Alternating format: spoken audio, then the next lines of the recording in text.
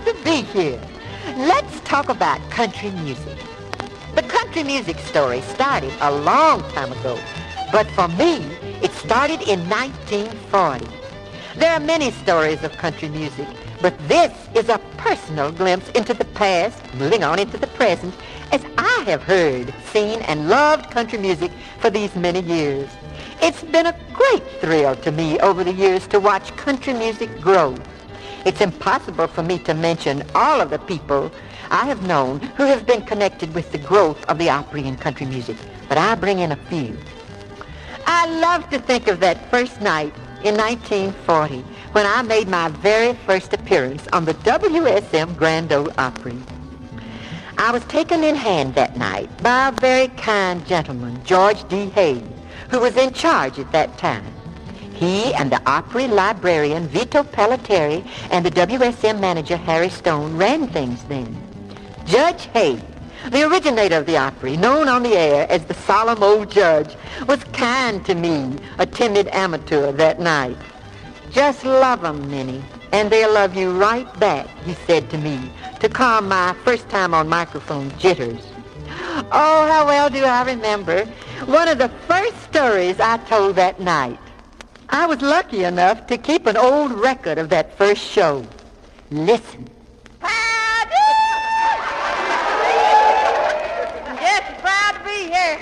Well, so I was trying to get in out there just now in that awful crowd. Only it's not an awful crowd, it's a good crowd. We're proud to see the folks, but there's a big crowd out there, and I was trying to get through. And all of a sudden, a fella grabbed me, and it was dark. And he he grabbed me and he said, "I'm going to kiss you or die trying." You ain't saw his name in no death notices, have you? He grabbed me and he kissed me right on the back of my neck, right there. He sure didn't know his way around, did he?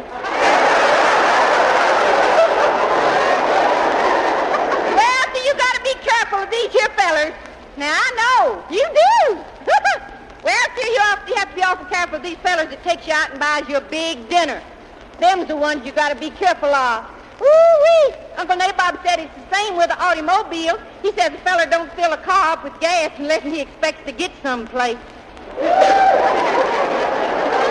the other day, Lucifer Hucklehead was out hoeing his corn in the hot sun, and one of them Farm Bureau fellers come by. So he says to Lucifer, he says, "Look here, ain't you afraid that working in the hot sun without no hat will injure your brain?" And Lucifer said, "Don't be silly, mister. If I had any brains, I wouldn't be doing this kind of work." But the rich folks up on the hill they always looking for antiques. They've looked at me several times. Just smiled. One of them laughed right out loud. So the lady of the house, she seen a grandfather clock in the store. You know, one of them great, big old tall grandfather clocks stands about 4 or 5 back panels tall against the wall. And she said to Smead Stoker, he's working down there for Steve Jones, she said, "Does that clock run?" He said, "No, ma'am, it just sits still and wags its tail."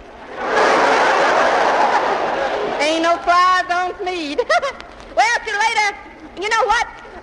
I was just thinking about that clock put me in the mind of Aunt Ambrosie and Uncle Nabob. They got them one of them newfangled clocks the other day. And you know, in the middle of the night, the first night they got it, well, something went wrong on the inside of that old clock, and instead of it striking 1 after 12, it struck 13. It did. Uncle Nabob says, "Get up, Rosie, and light the lamp. It's later than I ever noticed to be."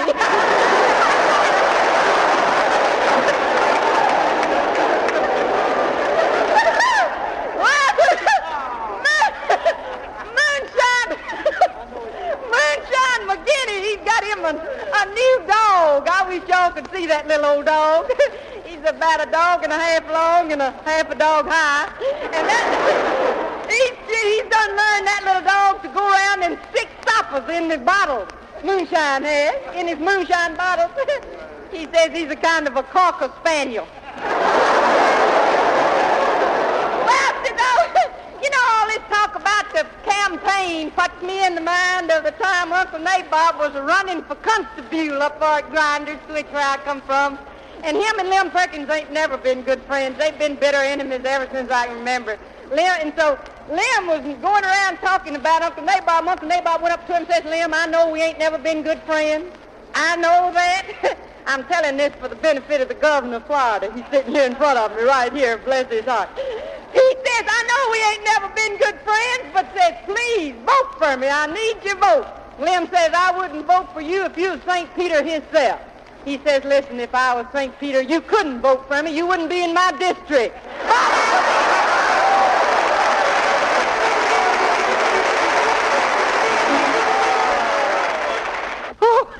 That was a long time ago. My stories of Grinder Switch have come and gone. A lot of them have stayed. But the music I heard that first night is so vivid in my mind. What a beautiful thought I am thinking concerning the great speckled bird. Remember her name is recorded. The king of country music, then and now. Roy Acuff established himself from the first in that position, and he remains there. One of my dearest, closest friends, professionally and personally. He and the Smoky Mountain Boys mean country music to millions of friends all over the world. His voice and his fiddle was the lonesome mountain sound of country music. He told in song of the sorrows of the mountain people where he came from. The sound of the fiddle and the mandolin.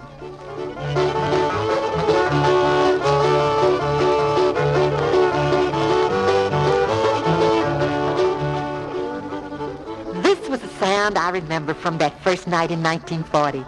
Bluegrass, Bill Monroe, the founder of the bluegrass sound. The sound of the stringed instruments, no electric amplifiers, just the sound of the strings. The Gully Jumpers, the Possum Hunters, the Fruit Jar Drinkers, the Crook Brothers, the Delmore Brothers, Robert Lund, D. Ford Bailey, the wonderful old-timers. And we're still lucky enough to have some of them at the Opry even yet. Uncle Dave Macon was there that first night, I remember, with his son Doris. I grew to know Uncle Dave so well and to love him as we worked shows together across the country. A tireless performer. He never failed to please a crowd, even after he was in his 70s. Country music became a way of life to me. I went on the road with different acts and met other country music performers. There was a young, handsome singer I met while I was working with Pee Wee King. Anytime would be the right time. Anytime at all will do. Anytime. His was the sweet sound of country music, then and now. Eddie Arnold has done so much for country music, sold millions of records, and appeared before millions in concerts and network TV. Recently elected to the Country Music Hall of Fame, he has bridged the gap between country music and every other type of music. I am particularly lucky to have him and his family for good neighbors and good friends. In those early days I was on the Opry, Texas sent us a fine ambassador. I'm walking the clover here. I can't keep awake, that is true. I'm hoping and a praying that my heart breaks in two. Walking the Texas troubadour, tall, lean, blue-eyed Texan in handsome Western wardrobe. He took the Opry by storm. I doubt if any performer in country music has more loyal fans than Ernest Tubb. And he loves his fans, too. Another member of the Country Music Hall of Fame, Ernest has contributed a great deal to country music, including a tall, handsome son, Justin Tubb, who is also a successful country music singer. As you know, my mind has always sort of run on fellers. But I must say that the scene of country music was brightened along about this time by a lovely lady. It wasn't God who made honky-tonk angels.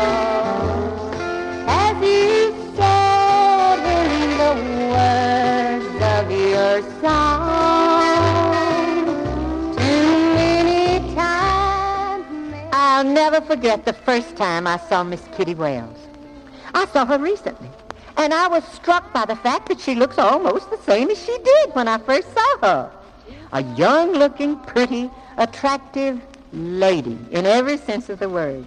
Certainly one of the central figures on the feminine side of the country music roster. Miss Kitty represents not only solid sales of records and personal appearances, but she has also contributed several fine children to the country music field. She and her talented husband, Johnny, are a fine tribute to our business. Country music had changed and developed a little by this time. As I look back on it now, it all happened so gradually, we were hardly aware of it. I do remember the first night an electrified guitar was used on the stage of the Grand Ole Opry. Such a fuss that created. It'll ruin country music, was the cry. But it didn't. And other changes were coming about. Sound effects had been introduced. Instruments other than ones with strings had been brought into record sessions. Background voices were being used. I was working on the Prince Albert NBC network show along about then, and the star of that show was a truly great singer. There will be peace in the valley for me. There will be peace in the valley for me.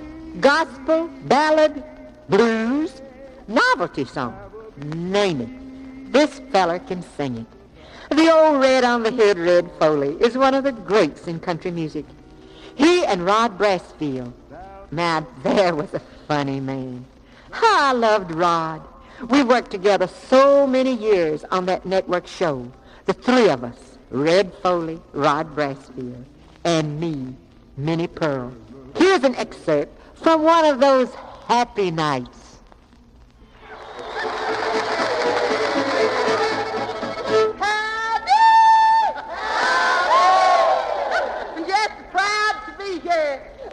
Ain't this hot weather just wonderful? We had a good time at our 4th of July celebration down there at Grinder's Swish. One of the mainest reasons was on account of because Uncle Nabob was celebrating in the way he always does. Uncle Nabob always celebrates the 4th with the 5th. And we had speech making. Oh, one real flowery feller. Oh, he talks the fancy like. And he was saying, in this great, broad, wonderful land of ours, nothing is impossible. And I heard Link Shank say, if he thinks nothing is impossible, he ought to see my mother-in-law. Well, old brother done a silly thing along about then. He had a bunch of firecrackers in his hip pocket, and absent-minded like he stuck a lit piece of punk down in the pocket. And when them fireworks went off, woo, brother sure burned his britches behind him. But I ain't scared now, I'll tell you. I ain't scared of most little old tiny small animals. But while me and Hezzy was sitting there on the grass, there was a little old tiny weasel come up to me and squealed. Howdy, Minnie. Well, Rodley Brassfield, how'd you weasel in here? Minnie, I just wanted to ask you a question. Well, go ahead, Rodley. Well, Since I've got old enough to know all the answers, I've just been dying for some fella to ask me the questions.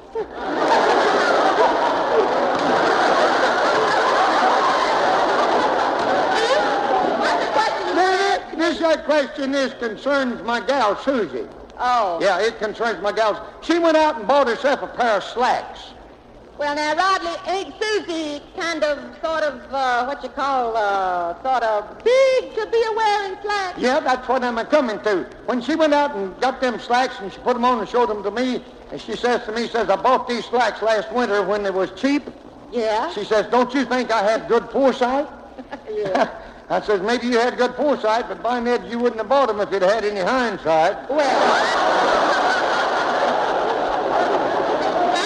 Rodley, I'm ashamed of you. You ought to be ashamed. Minnie Pearl, Miss Minnie, What? what's been going on down around old Grinder Switch lately? Well, things are on the up and up at Grinders. Yeah? Everything's moving up. Yeah. Steve Jones got one of them newfangled oil stoves, and that thing blowed up the other day. Blowed Steve and his old lady clean out the top of the roof. Oh, my goodness. First time they'd been out together since they got married.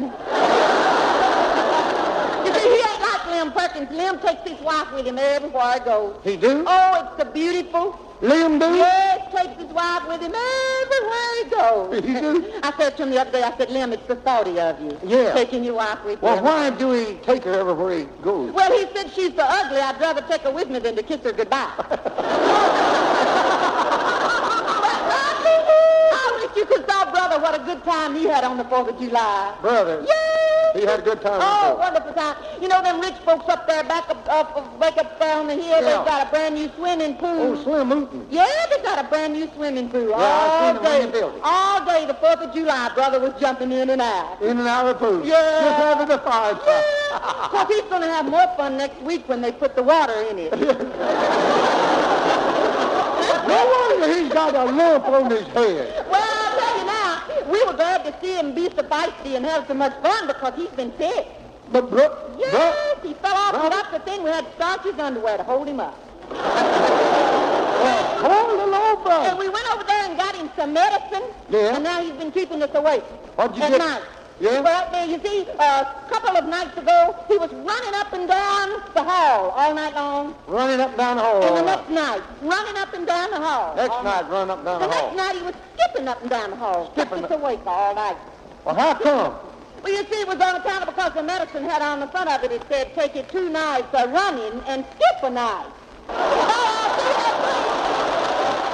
Here's another excerpt from one of those happy nights with me and the old redhead.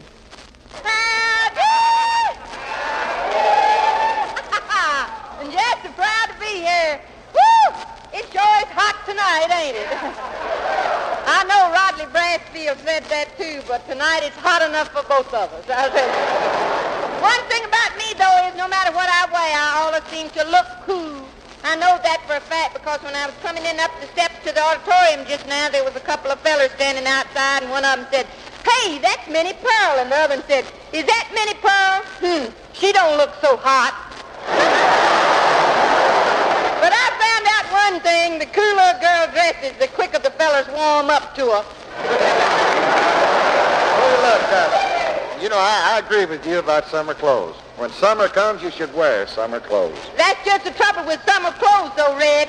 Some are clothes and some are not.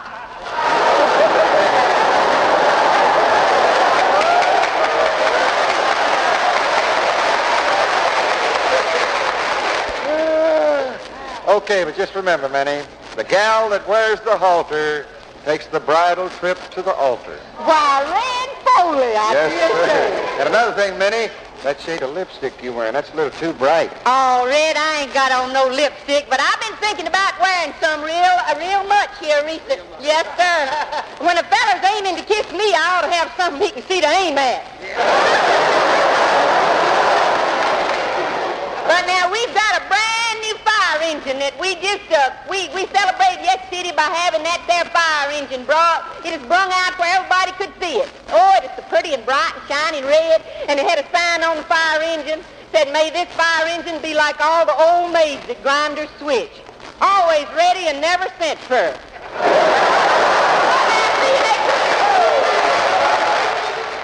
Maybe comedy doesn't exactly come under the heading of country music, but in the overall picture, it's a part of the story. So many of our great comics in the country music field are also musicians, and fine ones too. Lou Childry, Grandpa Jones, String Bean, Alonzo and Oscar, Bill Carlisle, Archie Camel, the Duke of Paducah. How many country music shows have been brightened by the excellent comedy as well as the music of men like Ferlin Husky and Jimmy Dickens? Country music took a giant step when this man stepped into the picture. Fill my bucket's got a hole in it. Fill my bucket's got a hole in it. And my bucket's got a hole in it. Probably the greatest single talent in our business, Hank Williams will be remembered forever. I remember the first time I worked with him. He hadn't come on the Opry yet, and I worked an Oscar Davis tour with this long, tall, sad-faced singer from Alabama. Nobody could follow him on a show. He was a dear friend of mine. He brought to country music a catalog of songs that have been and will be recorded by singers from all walks of music. He hit the country music field with an impact that has never lessened. But I still seem to be neglecting the women in our country music field.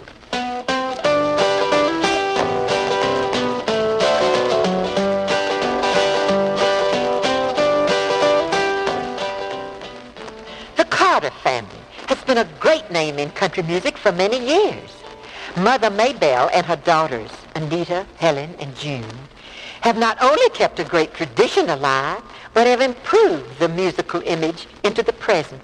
With fine musicianship and beautiful harmony, Maybelle and the girls sing the old-time songs with present-day professionalism. The country music field owes a debt of gratitude to Canada for sending us a fine voice and a fine performer. That big eight wheel a-moving down the track, seems your true love and that ain't coming back, so I'm moving on. Oh, hear my song. What would millions of country music fans have done without the pleasure of hearing the singing ranger, Hank Snow? Hank sings country music with a different flair. He not only sings with a different style, but he picks a guitar with a most unique sound that I love. He also has a delightful sense of humor, which has given me a great deal of pleasure in the years I've traveled across the country with him. The jukeboxes by this time were full of country music records. Honky-tonks and plush clubs were resounding with the voices of country music performers. Tell me why, baby, why you make me cry, baby, cry, baby, cry. George Jones, Webb Pierce, Carl Smith, Lefty Frizzell, Farron Young, Hawkshaw Hawkins, wonderful performers, top record sellers, resplendent in beautiful wardrobe, were driving large automobiles, buses, or flying planes to get to engagements across the country and back to the Opry on Saturday night. Country and Western bands were finding their place in country and Western music.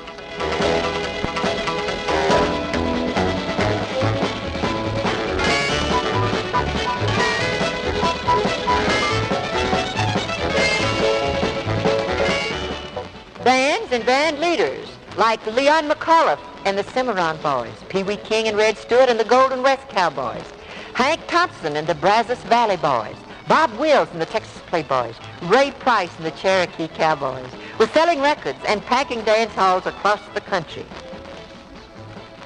In my estimation, country music has been divided into several different types of sounds. The authentic old sound like bluegrass or folk type, the distinctive sound of a singer's particular style, the hoked up or what we call a gimmick sound, and the straight, smooth singing with just good voice. Is this me? Is it me? Sitting here crying.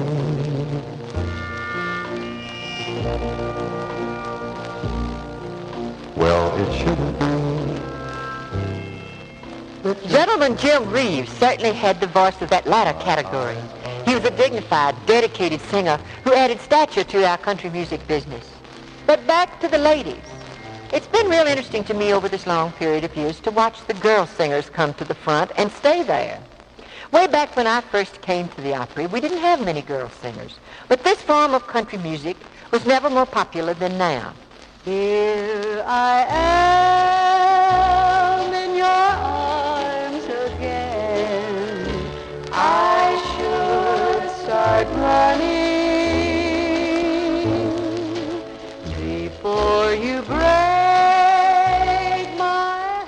Dottie West, Marion Worth, Jeannie Shepherd, Jeannie Seeley, Loretta Lynn, Norma Jean, Jan Howard, Skeeter Davis, Goldie Hill. So many lovely ladies now brighten the record charts.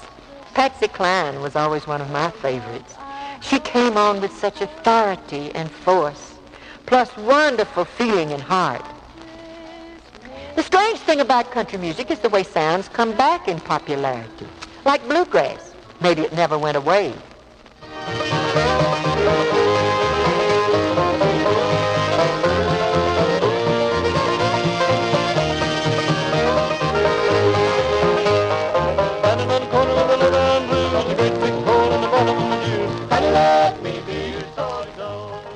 Lester Flatt and Earl Scruggs have certainly put bluegrass into its rightful place.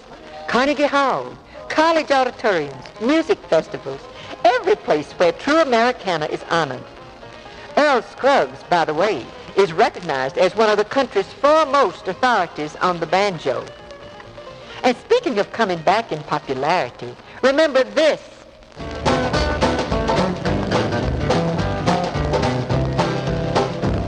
Well, I went to the turkey roast down the street. The people down there eat like wild geese. I'm on my way. I'm going back to Alabama. Oklahoma gave us one of our greats, Cowboy Copas.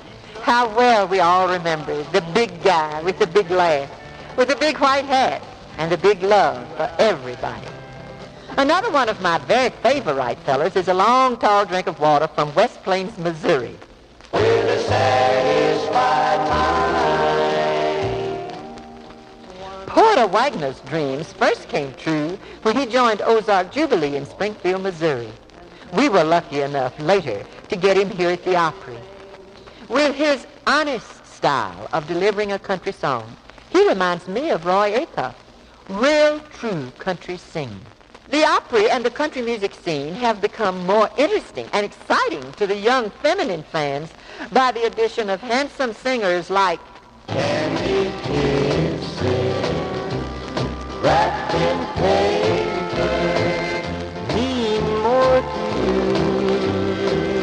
than any of mine. George Morgan, George Hamilton IV, Red Sylvain, the Giddy Up Go Boy, Roy Drusky, Bill Anderson, Billy Walker, Bob Luman, Bobby Baer, Bobby Lord, and Leroy Van Dyke. That's just naming a few of the very handsome, fine singers. Marty Robbins and Don Gibson. Oh, what wonderful songs they write. They're also handsome singers as well. The sound of country music over the years has been enriched by the combination of family voices. The Wilburn brothers, the Louvin brothers, the Browns, the Willis brothers. He was heading into Boston in a big long diesel truck. It was his first trip to Boston. He was having lots of luck. He was going the wrong direction down a one-way street in town. And this is what he said. Smooth harmony and excellent entertainment by seasoned showmen. The Jordanaires also have contributed background harmony on many hit records. Some country music singers generate excitement like setting off dynamite. The country music world was truly shaken when this fella broke loose on the scene.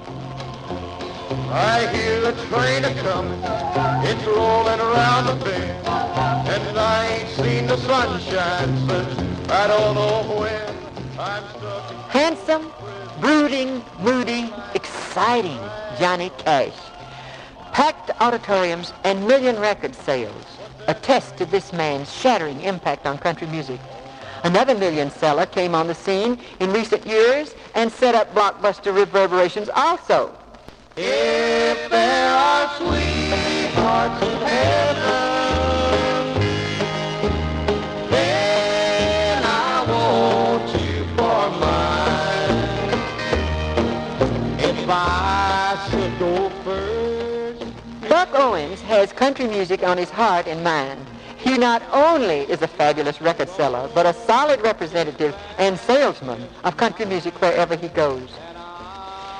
Actually, there is no way to say now that country music has progressed thus far, where it will go. There are those who try to designate one singer as country, one as pop. How can you really draw the line? Certainly, performers like Ernie Ford, Jimmy Dean, and Roger Miller have been classified in many categories, and yet they still have country roots. Chet Atkins, Floyd Kramer, and Boots Randolph are at home on any stage, country or otherwise. I I've watched country music grow and change just as all the other old-timers have. And speaking of old-timers, how could I mention country and western music without spotlighting the great big guy with the twinkling eyes slanting into the sun at high noon? Jack of diamonds, the jack of diamonds, have I known you of old? When you will rob my poor pockets of silver gold. Well, it's a rye whiskey, I Certainly no one ever stood taller in the business than Tex Ritter, all-time favorite, friend, gentleman, showman. Country music has grown from a modest beginning to a firmly established place in the sun. The story goes on and on. There's no way to end it. So from me to you, again I say, howdy! I'm just so proud to be here.